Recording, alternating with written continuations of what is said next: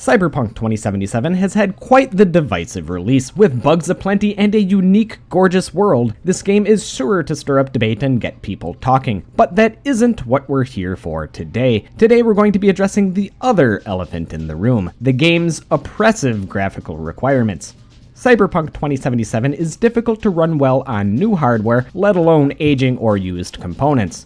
So this video is the first in a two-part series in where we test old or aging GPUs to see what sort of performance they can pull in Cyberpunk 2077. The graphics cards we will be testing in this video will be the GTX 650 Ti, GTX 750 Ti, GTX 670, GTX 1050, the HD 7770, HD 7850, HD 7950, R9 290, R9 390, RX 560, and the Radeon 5300. I will have brief separate videos linked in the description for each individual graphics card showing the entire benchmark run for each, as we will only be going over them briefly in this video. If you'd like to skip to the benchmarks or results, there are chapters in the video timeline or timestamps in the video description.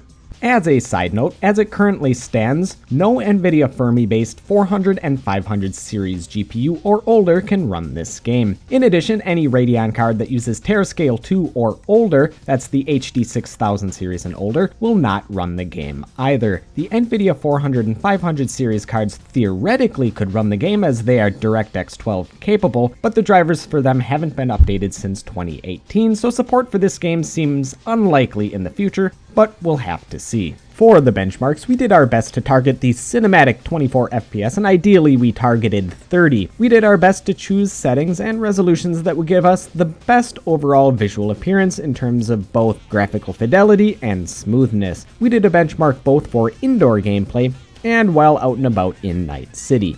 Anyhow, enough talk, on to the benchmarks. The GTX 650 Ti was one of the weakest GPUs that can run this game. We had to run the game at the lowest graphical settings at 1024 by 768. This particular GTX 650 Ti has 768 Kepler cores at 928 MHz and 1 GB of GDDR5. It has a memory bandwidth of 128 bits, giving it a relatively meager bandwidth of around 87 GB per second. At these settings, the input lag is high, making quick reactive mouse movements hard and unpredictable. Unless your card has a hefty overclock or you use a config edit to lower the settings further, this card is unplayable for most people. Indoors, we managed to pull 29 FPS on average, which is mostly acceptable, but as soon as you leave the building and enter Night City, the average dropped to 23, and during intense action, the frame rate would drop as low as 16 frames per second. The GTX 750 Ti was quite a step up from the 650 Ti. We managed to play the game at 720p low settings. The GTX 750 Ti that was tested had 640 Maxwell cores at a boost clock of 1085 MHz. It has 2 GB of GDDR5 and a 128-bit memory bus for a memory bandwidth of 87 GB per second. Despite the frame rate only being about 5 to 6 FPS more on average than the 650 Ti, the 750 Ti had far less input lag, making aiming and quick movements far more fluid. There was still some input lag, but it was far less noticeable and was at least passable. In addition, the increase of resolution to 720p allowed for a much better visual experience in comparison with the 650 Ti. Indoors, the 750 Ti managed an average of 34 FPS, with it reaching as high as 47. Even in the far more demanding Night City, we managed 29 FPS on average, with it only ever dipping down to a console-like 24. And if you would rather have more frames, you could always drop the resolution back down to 1024 by 768.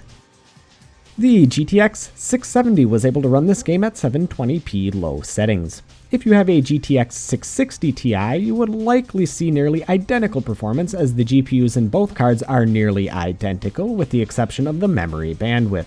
The GTX 670 we tested had 1,344 Kepler cores clocked at a 1050 MHz boost clock. It has 4 GB of GDDR5 with a 256-bit bus for a 192 GB per second memory bandwidth. The game ran quite smooth at these settings, the input lag felt minimal, and the gameplay was noticeably smoother than both the 750 Ti and the GTX 650 Ti. Indoors, the 670 received about 39 FPS on average, with it reaching as high as 62 in less demanding areas. In Night City, we managed 33 FPS on average. It did, however, stutter on rare occasions, causing it to drop to 18. However, all in all, it's a playable experience on this particular card. The GTX 1050 was the next card tested. We managed to get the game running well at 720p low settings. The GTX 1050 that we tested has 640 Pascal cores with a boost clock of 1450 MHz. It has 2 GB of GDDR5 with a bus width of 128 bits, allowing for a memory bandwidth of 112 GB per second. At 720p, the GTX 1050 is the smoothest of the cards tested so far, to probably no one's surprise. Either way, while both strolling around or while in combat, the input lag is minimal with very few large frame stutters. Indoors, the GTX 1050 managed to pull 43 FPS on average, with it only ever dropping down to 30. In Night City, the performance wasn't much worse, with the average only falling a couple of frames to 37, but the lows didn't drop any further at a rock-solid 30 FPS. And in less demanding areas of Night City, the frame rate rose as high as 54.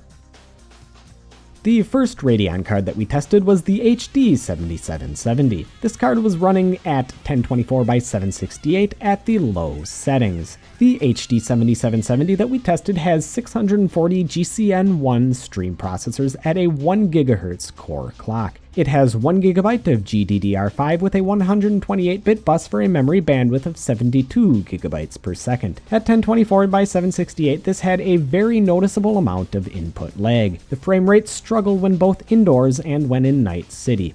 There is one setting that we could have lowered further for extra performance. The CAS render scale option could have been lowered further, but the degradation and graphical clarity from that would turn this already pixelated mess into something that more resembles a kaleidoscope than a game. Indoors, we managed to eke out a 25 FPS average. In Night City, the frame rate didn't drop much further, with a 22 FPS average. At its absolute max, the frame rate only managed to tickle the 30 FPS mark. However, at its worst, during action scenes, the frame rate would drop to 16 FPS, making the game an even slower, laggy mess. The Radeon HD 7850 that we tested managed to play the game much better than the HD 7770 at the same settings. The HD 7850 that we tested has 1024 GCN1 stream processors at 900 MHz with 2 GB of GDDR5. With a bus width of 256 bits and a memory bandwidth of 154 GB per second, this card managed a much more playable frame rate at these settings. The HD 7850 had much less input lag over the HD 7770 and the GTX 650 Ti. The 2 GB frame buffer helps keep texture pop-in to a minimum in comparison with its peers. Inside, the HD 7850 managed an average frame rate of 35 FPS, with it reaching as high as 52. The low frame rate never dropped below the average of the HD 7770. In the big city, again, we saw an average frame rate above 30. The low dropped a couple of frames, but due to the smoothish frame times, it wasn't that big of a deal, as one would imagine. The HD 7950 was the next Radeon card that we tested. This card managed to play the game at 720p low settings.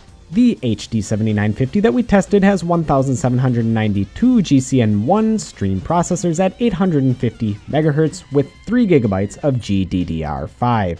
It has a nice fat 384-bit bus width, making the memory bandwidth a nice healthy 264 GB per second. At 720p, this card managed a very smooth performance considering its age. One thing I noticed, and that we'll go over in the end of the video in more detail, is that it appears that the more memory bandwidth the card has, the better it performs in general, and this card is no exception. Indoors, this card manages a nice smooth 48 FPS average, with it never dropping below the 30 FPS screen-tearing danger zone. In Night City, the frame rate dropped as per usual, but even so, it's still playable during the most fervid moments. Ah, the fabled R9 290. With a fire extinguisher handy, we tested this card at 720p low. This was also the first card in the list that managed a playable frame rate at 1080p, so we tested it at those settings as well. This R9 290 has 2560 GCN2 stream processors at 1 GHz and 4 GB of GDDR5. With a juicy 512-bit memory bus and a memory bandwidth of 320 GB per second, this card shredded the game at 720p low settings. We could have easily bumped the settings up to high and still had a frame rate average above 30. But for the sake of uniformity and comparison, we just tested it at 720p low.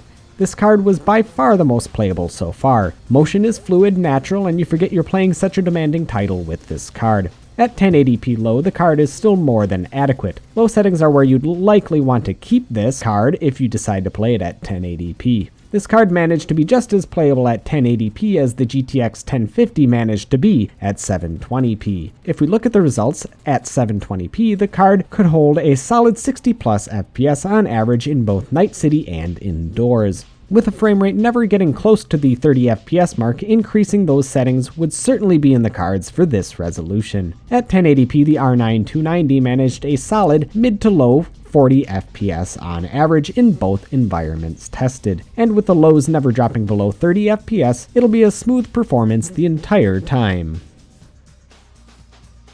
Shoulda bought the 390. Because if you did buy one over 5 years ago, you'd be happy to know that even after all this time, the R9 390 handles this game like a champ at both 720p and 1080p. This R9 390 has 2560 GCN2 stream processors at 1050 MHz with a healthy 8GB of GDDR5. Just like the 290, the 390 has a 512-bit memory bus, but has a larger 384GB per second memory bandwidth. This larger memory bandwidth and slightly faster core clocks allows the R9 390 to perform noticeably better than even the 290. At 720p, the frame rate was smooth as silk, input lag wasn't noticeable at any time. I would strongly suggest cranking up the settings at this resolution. At 1080p low settings, the R9 390 performed quite well both indoors and in Night City. This card played the game better at 1080p than the GTX 670, 750 Ti, and HD 7950 played it at 720p. It was better by a noticeable amount, too. At 1080p, the R9 390 managed an average near that sweet 60 FPS mark indoors. However, outdoors it did drop to 50 FPS. Nonetheless, the game was still perfectly smooth with no stutters. Not bad for a card that's almost 6 years old. I wonder how it'd stack up against its rival, the GTX 970. I guess we'll find out in part 2 of this series.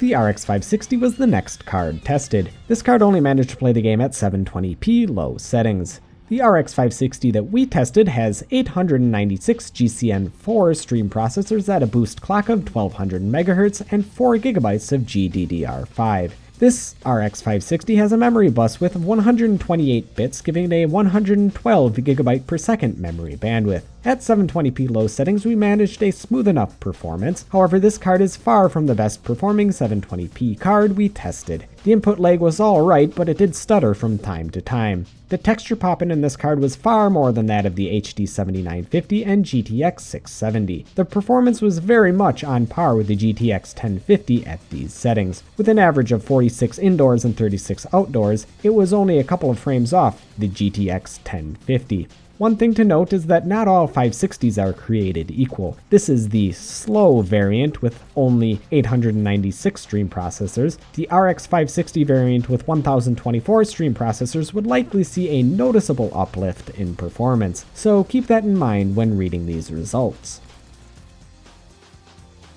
The last GPU that we tested was the Radeon 5300. It's a bit out of place in these low-end benchmarks, but I added it as I doubt any other YouTube channel will benchmark it. The Radeon 5300 is by far the newest card, as it was released earlier this year. 2020 if you're watching it from the future. This card has 1408 RDNA shaders at a boost clock of 1645 MHz and 3 GB of GDDR6. With a small-ish memory bus of 96 bits, it still manages a 168 GB per second memory bandwidth thanks to the fast GDDR6 that it has.